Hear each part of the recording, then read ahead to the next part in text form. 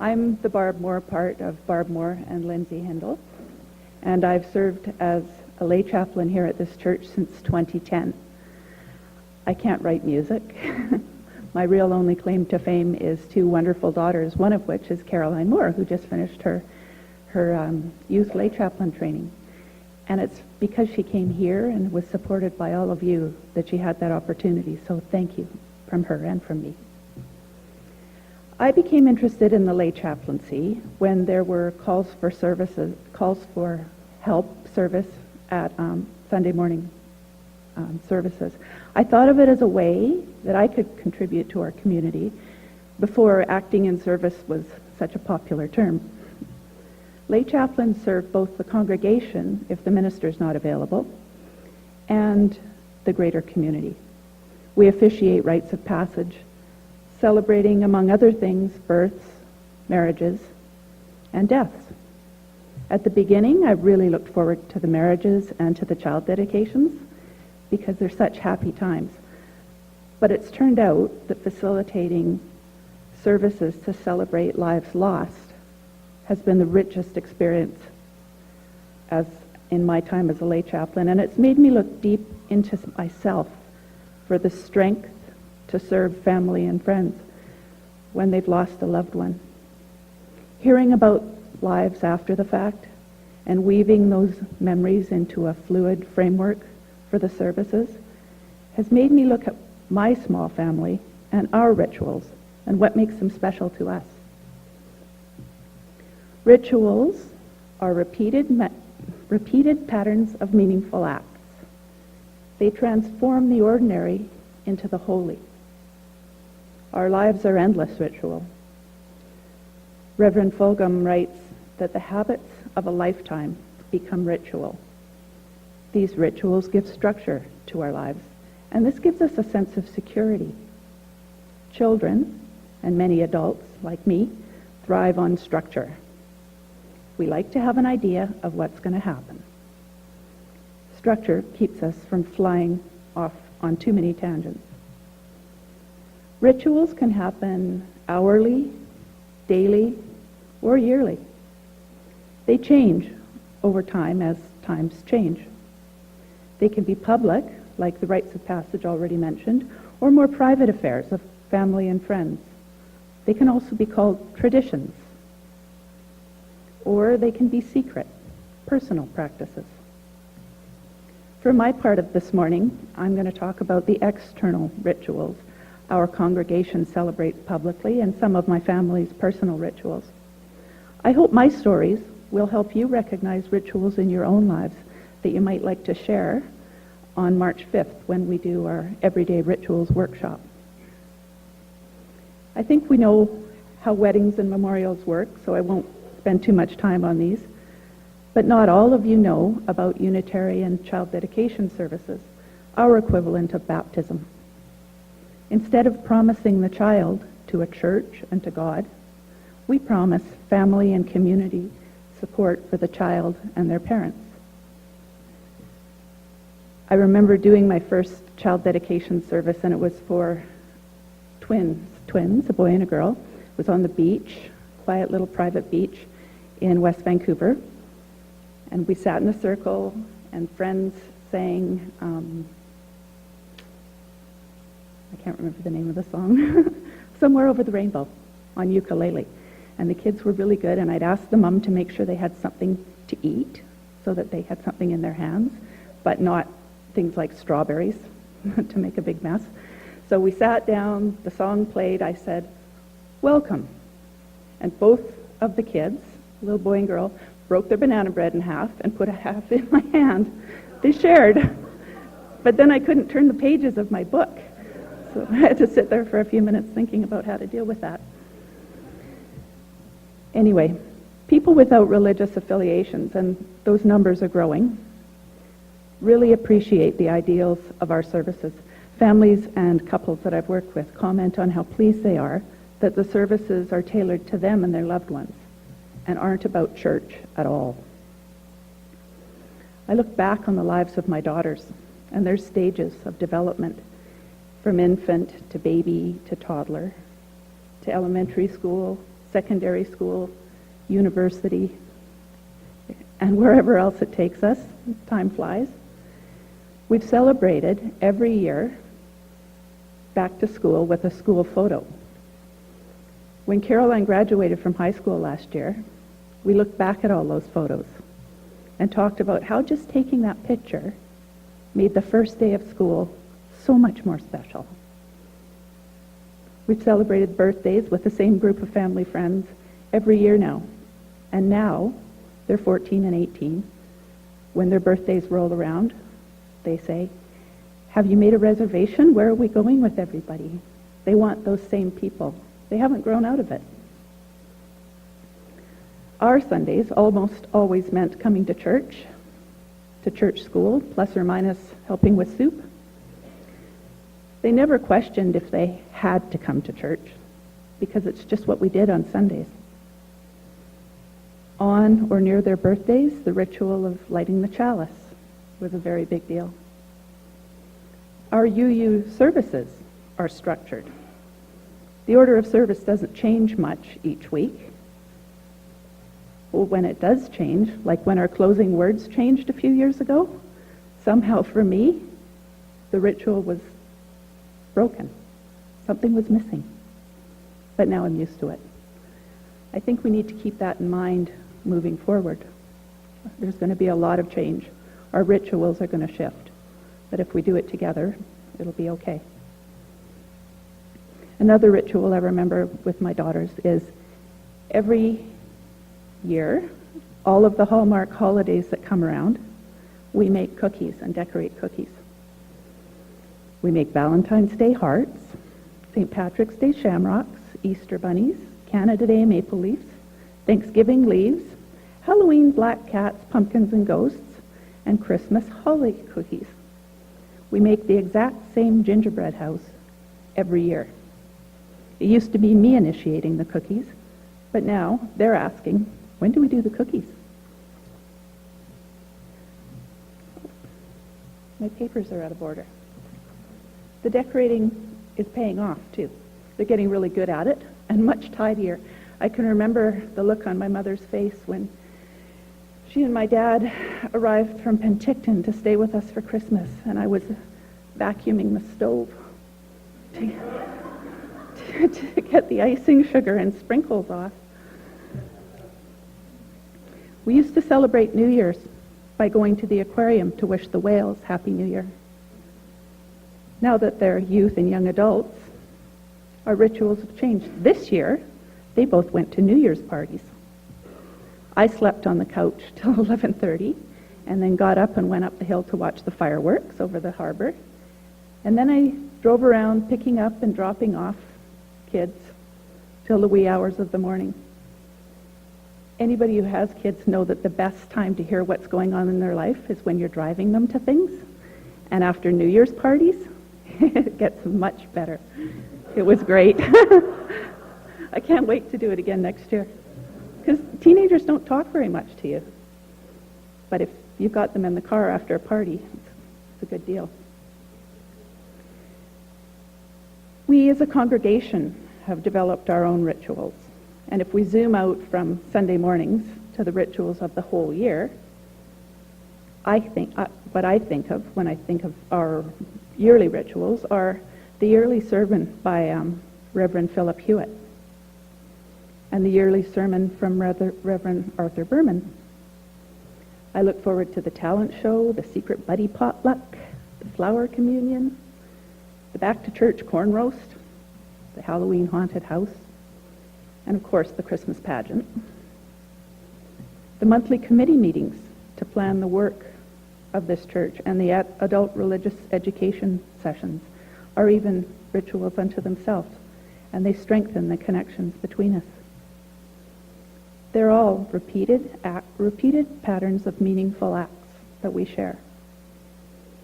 As we, as a community, move forward with a new minister and a new building, I look forward to seeing how our rituals evolve. To answer Reverend Fulgham's question, is it so? I'd have to say it is so, and so be it. Thank you.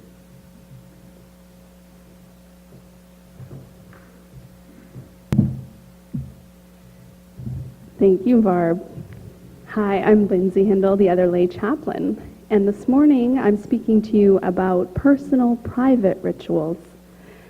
As lay chaplains, becoming familiar with and studying aspects of ritual comes along with the territory. As it happened, when I became a lay chaplain, I was also transitioning into a new line of work, and deep personal growth out of necessity came along with that job. And as it turns out, rituals and deep personal growth have a lot in common. It was almost as if these two new professional roles were guided into my life for one hidden purpose: to enlighten my soul and mind to the power of everyday ritual. What I once considered flaky and strange, I now advocate for passionately, hoping to inspire others to empower their lives with their own rituals. Taking my cue from the popular book, Start With Why, How Great Leaders Inspire Everyone to Take Action by Simon Sinek, I'd like to speak to you first about why personal and consciously designed rituals can be a powerful way to enhance your existence and direct your life with greater depth, meaning, and purpose. Here are some thought-provoking questions. Do you wake up in the morning expecting to expand the boundaries of your own aliveness? Do you anticipate the moments where you can live in full expression of your soul and in total communion with life force energy? Or is life a blur from Sunday to Sunday? I ask these questions because the essence of why consciously designed rituals, private self-ritual, are powerful is that they can transform us from people who simply live day to day into people who life affirm every day. Every day we have the gift of freedom to create moments to deeply honor our life and the lives of others. And at the breakneck pace that our society hurtles along at, with ever more fragmentation of thought, ever more encroachment on personal space, rituals designed to hold sacred space for yourself are powerful pauses in an otherwise runaway storyline. Personal rituals are a conscious direction of our time, an energy to affirm our life, our way. No attachment to worldly achievement, no dependency, no permission seeking, no external validation of your right to exist. If this wasn't already a wondrous thing to have, there's also an additional benefit that rituals bring. They have the potential to help you be more intentional in all the other moments that you live. You see, rituals have ripple effects. Our brains are fascinating coils of matter and energy. I am wholly obsessed with neurobiology and human performance. And it turns out there is a reason why ritual and personal growth go so well together. In the book Thinking Fast and Slow, psychologist and former Princeton University professor Daniel Kahneman provides a glimpse into the human mind, the psychology and neurobiology of decision-making. One of the first concepts encountered is how open our brains are to priming, subtle external influences that can shape our behavior. It's a dense book, so I summarize the chapter heavily here. But Kahneman explains about experiments where two groups of participants have their walking speed compared. Group A is primed before walking by reading content that contains words about old age. Group B is not. Group A is then observed walking down the hall more slowly than the group that received no priming.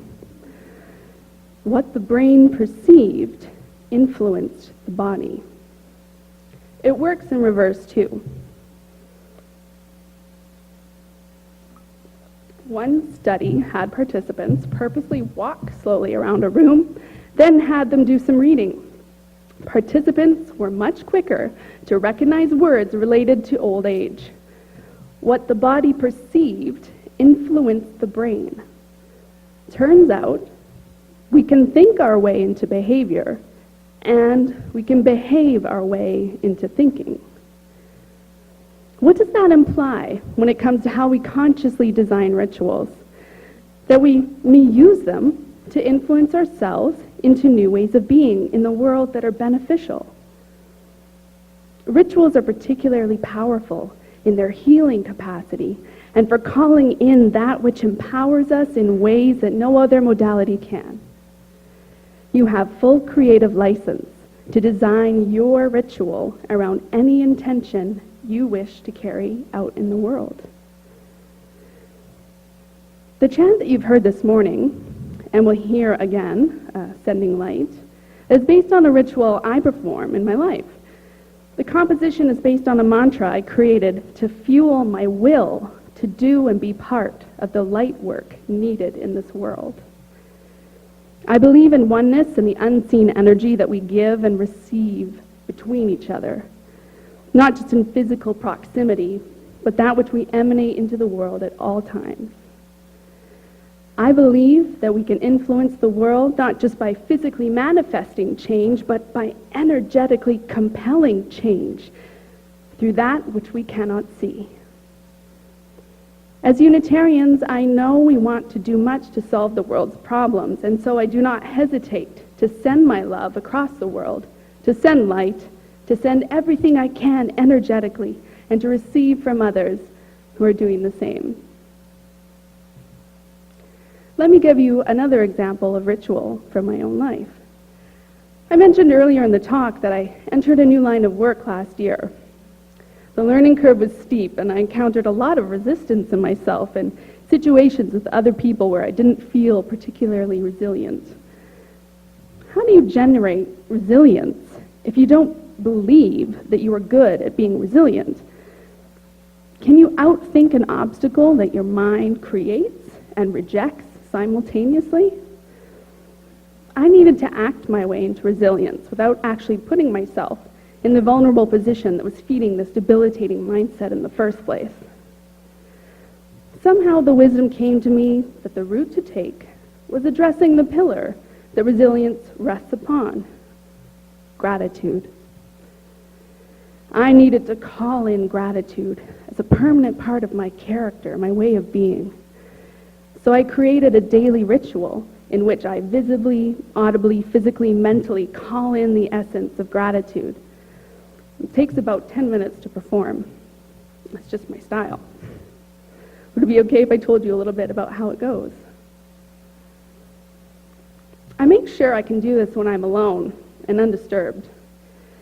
First, I clear out any lingering anxious feelings or defeating thoughts, because you can't make space for something new when your cup is already full.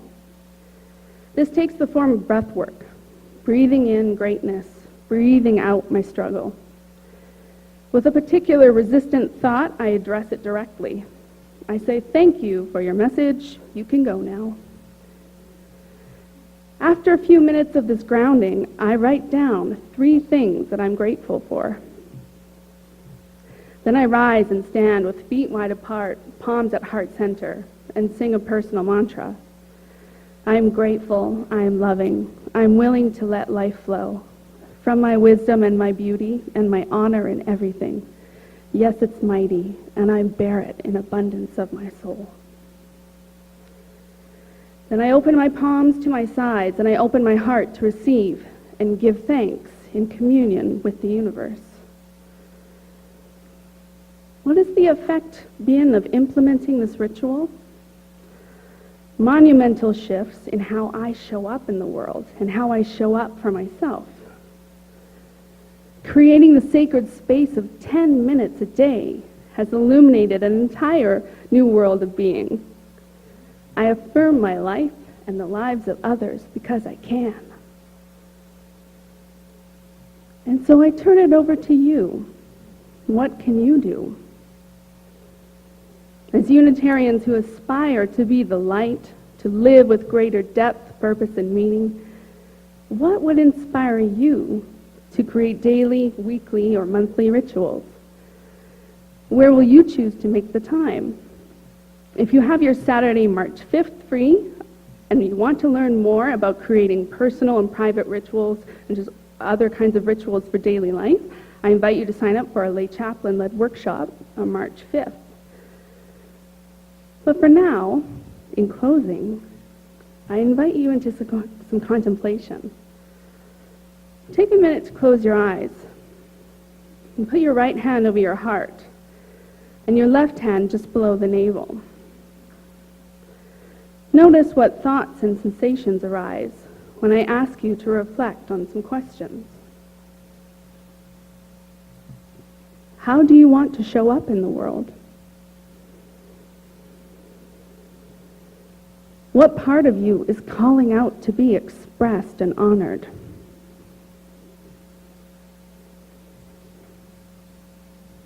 What is one limitation you keep bumping up against that you'd like to shift?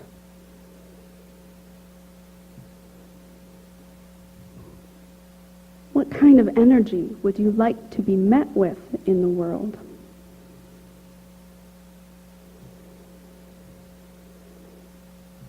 What helps you feel deeply at peace and connected with the universe? I invite you to stay in this place of deep reflection and attunement, eyes open or closed, as the choir performs once again the chant, Sending Light.